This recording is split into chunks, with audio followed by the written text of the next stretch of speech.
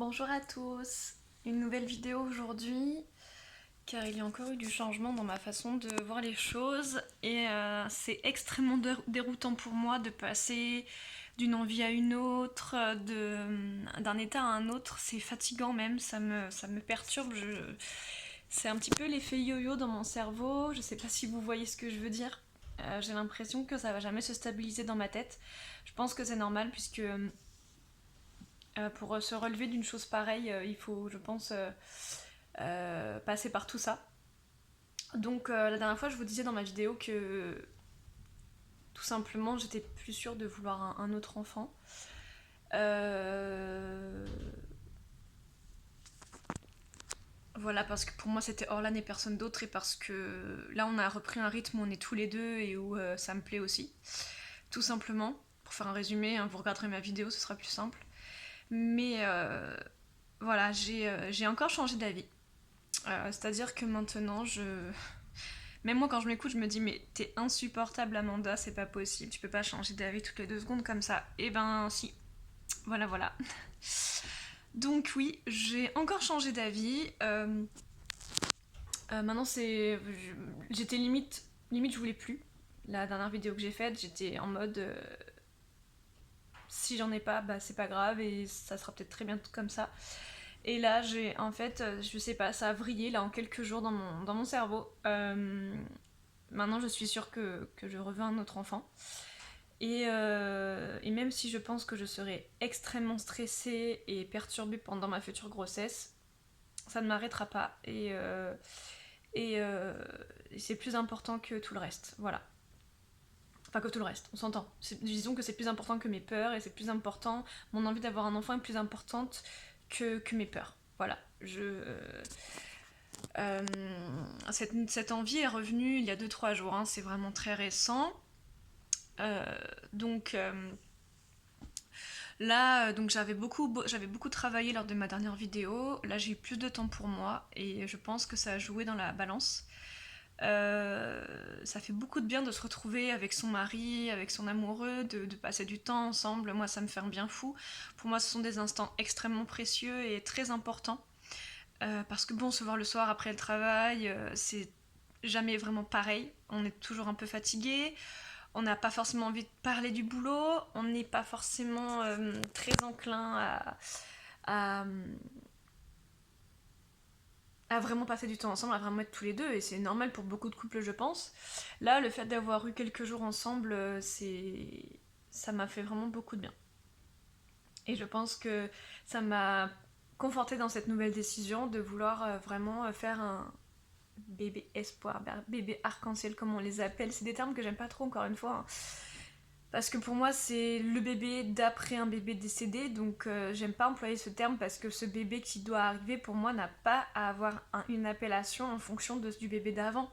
Même si certes, pour beaucoup de cas, ce sont des bébés qui ne seraient pas arrivés si les bébés d'avant n'étaient pas décédés. Mais, mais pour moi, c'est voilà, c'est les réduire à ça. Et pour moi, même si pour moi, si je devais avoir un seul enfant et ça devait être Orlan, et bien maintenant, c'est très bizarre. Alors, cette nuit, j'ai fait beaucoup de rêves, des cauchemars aussi.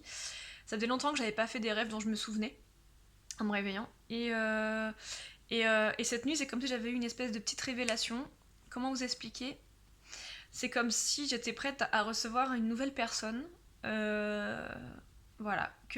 Maintenant, c'est comme si je savais que ce nouveau bébé, euh, cet autre enfant, cet autre fils ou autre fille en fonction de qui viendra, euh, c'est bizarre, c'est comme si cette nuit on me disait, enfin je sais pas comment, c'est un peu bizarre de vous parler de ça, mais c'est comme si en fait on m'avait un petit peu insufflé un peu la personnalité et comment serait ce futur enfant. Donc j'ai envie maintenant de rencontrer cette personne, cet enfant, j'ai envie de le rencontrer, donc forcément j'ai envie de tomber enceinte. Après, ce sera pas tout de suite. Je veux vraiment qu'on se laisse le temps aussi avec mon mari de vraiment se sentir bien, etc. Même si là on a passé beaucoup d'épreuves et qu'on se sente de plus en plus fort et de mieux en mieux. Cette souffrance est toujours là, bien sûr, hein, c'est sûr et certain. Euh, j'ai vraiment envie de garder Orlan près de mon cœur et dans mes pensées, mais j'ai vraiment aussi envie de continuer à vivre sans elle puisqu'elle n'est pas là physiquement, matériellement. Euh, et, euh, et j'ai envie d'avancer comme ça avec ce premier enfant qui n'est pas avec nous mais qu'on aimera toujours et un enfant qu'on aura avec nous, qu'on pourra physiquement connaître, qui sera sa petite sœur ou son petit frère. Et en parlant, j'ai vraiment le sourire parce que je sens que ce sera vraiment merveilleux et ce sera vraiment super. Et je sais que c'est nécessaire pour mon mari comme pour moi. Voilà. Donc voilà, je fais le yo-yo, je sais, vous allez penser que je suis tarée de changer d'avis comme ça toutes les semaines, tous les 3 jours, mais euh, je pense qu'il n'y a pas de règle en fait dans une situation aussi tragique et aussi horrible qu'on vit. Je pense qu'en fait on est tous différents et puis moi c'est vrai que j'ai le cerveau en ébullition constamment. Je me pose toujours un milliard de questions, je change très souvent d'avis parce que pour moi plusieurs avis sont bénéfiques. Il n'y a pas forcément un avis qui est meilleur qu'un autre. Et puis là c'est vraiment mes ressentis qui ont joué, mes émotions et c'est vraiment arrivé d'un coup en fait. Enfin en tout cas dans les 2 jours, en 2 jours ça avait changé dans ma tête en tout cas. Voilà. Sinon, voilà, juste pour vous dire que j'ai bien envoyé ma lettre à l'hôpital. Voilà, je l'ai envoyée donc la semaine dernière. C'était il y a pile une semaine, je crois. Ouais, ça fait une semaine que je l'ai envoyée.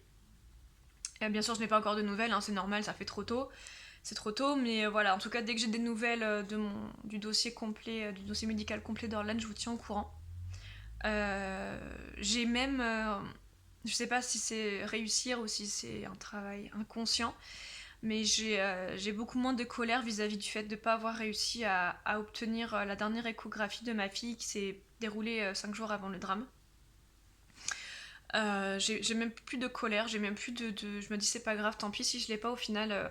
Euh, c'est pas quelque chose de très important. Ça ne va rien. Si, ça va m'apporter les dernières images d'elle vivante, c'est sûr, ça me fera très plaisir.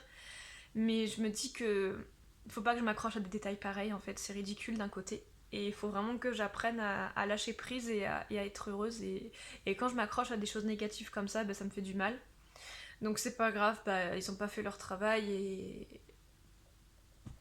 et je peux pas leur en vouloir. Il y a des choses plus graves dans la vie comme réanimer des gens, comme sauver des gens, comme euh, voilà, soigner des personnes malades. Donc je vais pas chipoter, même si sur le moment ça me paraissait atroce qu'ils fassent pas un effort pour mon cas. Bah c'est pas grave, il y a des cas. Il y avait sûrement des cas plus importants à gérer que moi et, euh, et ça ne me rapportera pas ma fille dans tous les cas. Voilà.